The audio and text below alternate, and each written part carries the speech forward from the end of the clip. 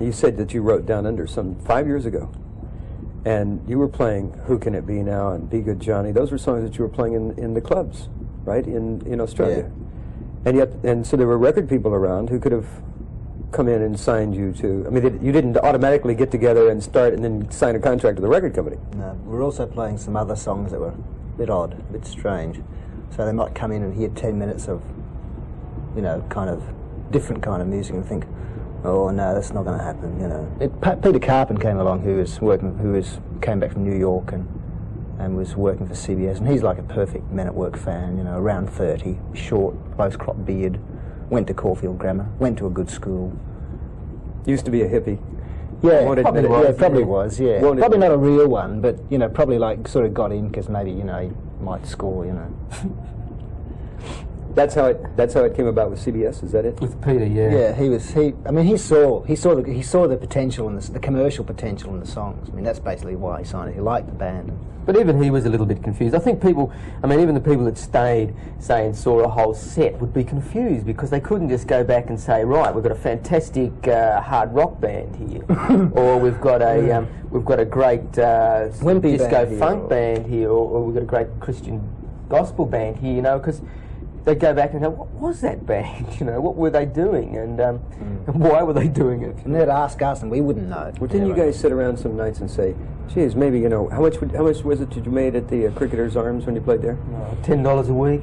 Each. We did that for other places we played. So we'd go to Sydney, right, and we'd lose $3,000 because it cost so much to do it, you know, for a week, and we'd play to 14 people who wanted to hear Van Halen or AC/DC, you know, who, you know, we couldn't do that, you know. I mean, we could have done it and made a real mess of it, you know.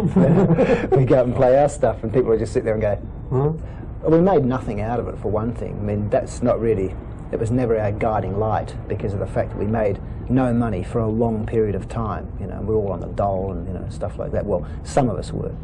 You know, I was and Ronno was, and I don't know, people did various other little jobs to make a quid, you know.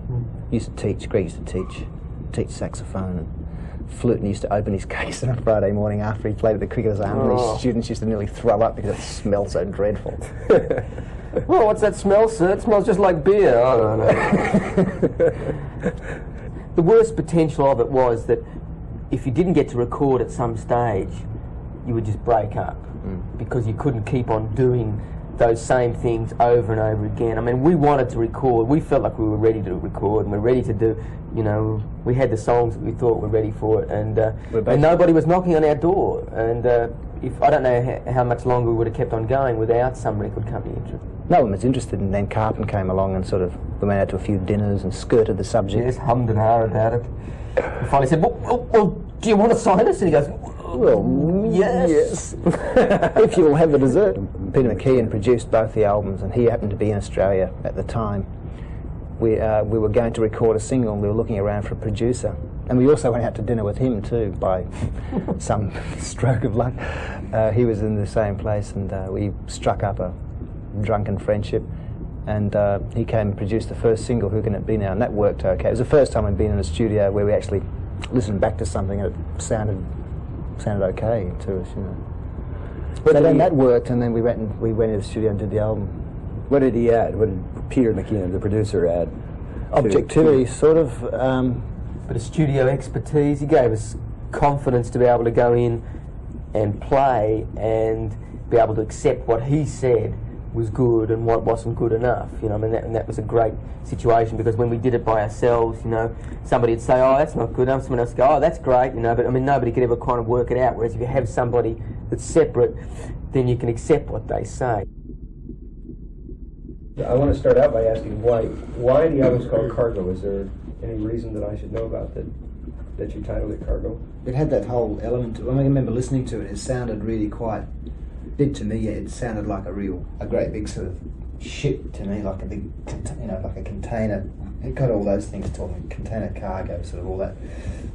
And then it got down to the thing of, well, you know, us throwing out, you know, this is what we've got, this is our cargo, you know, and it goes out to all these sort of stores all around the world, and it's just, it had that Men at Work quality to it. It's just, here you go, this is our piece of cargo, you know. And it's a nice word, and it has lots of nice connotations, and it seems to sort of roll off off the tongue pretty easily. How do you look at the Grammys, and how was it getting that award and performing at the Grammys? The thing in America, the Grammys is it's a prestigious award, and it reaches a lot more people than, say, our music would reach normally. So I think what's happened is we've established ourselves in the world of music, and not just rock and roll music. It obviously means a lot more to people over here than we realised it meant, because people are really vibed up about it, and the phones have been running hot. Since then, huh? That's right, and people I've never met before have met me half a dozen times previously, and yeah, it's great actually. I think we're all picking up a little bit of the excitement that everybody else feels for us, you know. But it's just hard when it's not part of your background. Yeah. To just to relate what a Grammy means. Well, it's a real prestigious award, becoming looking at the lineup of people who have been there, who've gotten that particular award. Yeah. Were you pretty confident you were going to get the award? I did. Wasn't really confident. Wasn't really anything. You know? Everybody kept on telling us that we're going to get it. And Jerry, you had a funny experience though, didn't you? Yeah, I was doing some phone interviews with Canadian people, radio station, and I was speaking. The first guy I spoke to said, "Oh, look, we're all excited up here. We know you're going to win it. There's no doubt." And I was saying, well, I think there's some pretty tough competition there, and this person saying no, you'll win it for sure. Then in the next interview, the fellow asked me, well, how do you feel about the Grammys? And so, vibing off the guy I just spoke to, I said, oh well, fairly confident. We might have a good chance of pulling it off. And then he said to me, well, I don't know. There's some pretty tough competition there. What happened after you got the award that particular night? Was there a party or 2 parties? Yeah.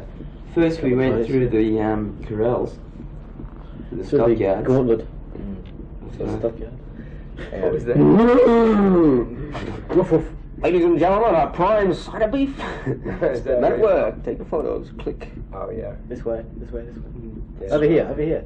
Straight afterwards, yeah. I mean, straight afterwards there was a whole press thing of 100 photographers, and you go into one tent, and you go into another tent, and you go into another tent, and you just sort of, people shoot questions at you and take photos, and over here, quick, here, hey, look this way, and they're all fighting with each other to get pickies. Oh great. But after that was all over, there was a party at the Biltmore Hotel where they had, for 2,000 or 3,000 people with a new wave band and in one room, and a string quartet in another room, and Count Basie and his orchestra were playing in another room, and it's great. It was quite bizarre. It was quite, and everyone with tuxedos on, and in that time it was really funny just walking down, and that really got across to me of what it meant to a lot of other people. Just all the pats on the back and the handshakes and the hey. Was there a sort of look at these guys doing this thing, sort of feeling that you guys have toward the U.S. or the U.S. record business? Yeah, Australians have a different idea. They have different ideas about success, and they approach it in a different way. And I think that is sort of a general thing. But then again, it comes down to the way people personally orientate themselves. But the Australian sort of idea of success is, well, sure, but you guys, whatever it is, it's to be things are supposed to be brought down, whereas over here I get the impression that people are really they're into success. They like it, it's not something that people are to be criticised for, which is a sort of an element that you find in Australia in a way. To hang it on the sort of a working class kind of idea of. I think a lot of people here throw parties in their own minds. I think that's. Elaborate on that a little bit. What do you mean, throw a party in their own mind? It's just. Well, they go, hey, let's do this, and they take a little up, and then half an hour later, better take it down, and then half an hour later, they're back where they were. Hey, having some fun now. I think the one cut on the album that we, sitting around the last couple of days listening to the album upstairs at my house, was the one cut that everybody disagreed on. where that was coming from. It's like whether that was actually a house or whether that was in your mind, and upstairs, the view from upstairs at my house. It's basically the view from upstairs at my house. Set that Oh, I up. have a nice view. Yeah. Yeah. So does Ron, who wrote the music to it. And we live very close to each other, but we have a view of the bay, which has very nice sunsets, Bob. That's in Melbourne. Yeah, and it's upstairs in my house. It's, it was going to be originally upstairs on my roof, but I thought that might be a bit close to up on the roof. Yeah, it was one of those songs that was written basically during the recording process or the rehearsal process. The words weren't there, but the music was, and we were sort of hunting around, going through books and just little ideas we had. McKeon, our producer, wanted to hear everything we had that was lying around the archives of our books or our heads. And Ron had the music, and his ideas about what it should be about coincided quite closely with mine. And he had this idea about seagulls. That's what he said he is. Seagulls. Ron really focuses in on focuses on seagulls. I said, yeah, that's right. Yeah, I got that seagulls grazing in front. He goes, yeah, it's all like that. Yeah. So It's an exciting song. I mean, it's great. It's like opening your window. So it's nice and fresh. As far as it's a new song. Yeah. What did you say, John? It's an exciting song. Yeah, I find it one of the freshest songs we have. Right? It's like opening your window and top of your house and looking out the window. You get a real it's very open sort of sounding. Fresh sort of sea breeze from it. It's great. There's Rono uses open chordings in it too, which gives it a very open sound as well.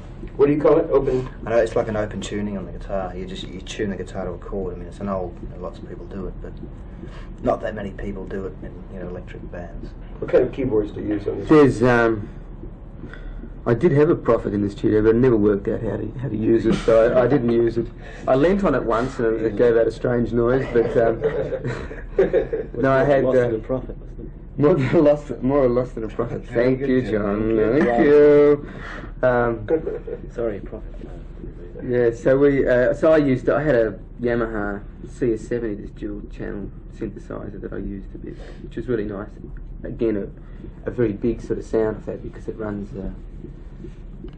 You can actually split the sort of sounds. You get 4 different sounds at the same time. Jerry, what about the drums? Do you do, as long as we're talking technical studios? I actually did use some synthesised drums on a couple of tracks, but it was maybe about 20 beats in total. So yeah, you're right. I'm not into using them at all, but maybe I will in the future. I quite like the acoustic sound of drums. Like I try and play them melodically, and not just sort of bash. So I sort of take a lot of care in the tuning and try and get a good sound acoustically. Synthesized drums, they seem to be used in a pretty cliched way at the moment. Really looking forward to hearing some new things in the future. I'll probably start experimenting with them a bit more now. What about you, John, as far as the bass is concerned? Was there anything particularly that you did on this album that was... Well, I used a Music Man all the way through the album, except for one track I used fretless, I think, on the introduction of one song. That was about it. And DI'd the bass most of the sessions, as well as mic'd it. I think we were halfway through a take one day and doing the rhythm sections, we heard this strange noise, and we wondered what it was because we were all picking it up in the cans in the studio. And so we had to stop the take sort of and went out to this back room where my bass amplifier was set up in a little room. Right out the back. And there's these guys in overalls there, Just so happened I was wearing overalls that day, but just by accident, They were fixing. I had the white overalls on, they had the blue ones on, so I was forming material that day, But they were fixing the plumbing, weren't they? No, fixing the plumbing right beside my amplifier. Well, In the middle of a shifted take. it. Yeah. They shifted the amplifier and they're going, yeah, just bring that pipe up there, just banging things. So if you hear any strange noises on the album, it might be a couple of workmen sort of Really bashing been at away or work. something. That's been at work. What? You mean pick those arms? Yeah.